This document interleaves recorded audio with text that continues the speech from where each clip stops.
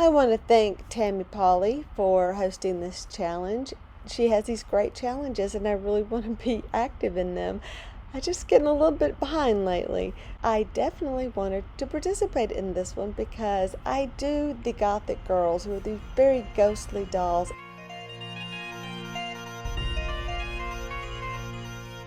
I already did something with my dolls this month for another challenge, so I wanted something different, and I don't have these dolls anymore.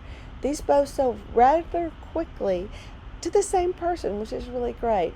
But I consider these to be my Enchanted dolls, and I only have two.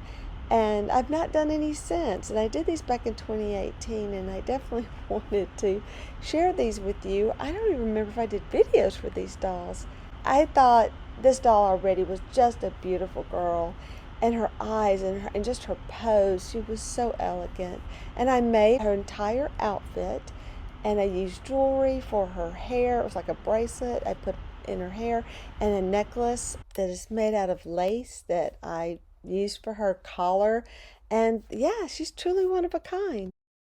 My second doll that I did had the same look, clear eyes, and this really beautiful wig that I just had to use.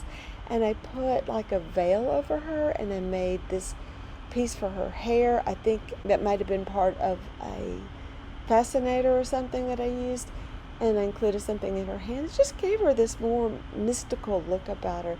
These are part of my Gothic Girl series, and you know I like making my little ghostly dolls, and these are just like these little ghosts that wander around in the woods, and they were so much fun to make, and they always are. And Tammy, thanks again for letting us get out here and have some fun with our dolls and make videos of them. I'm sorry I was late.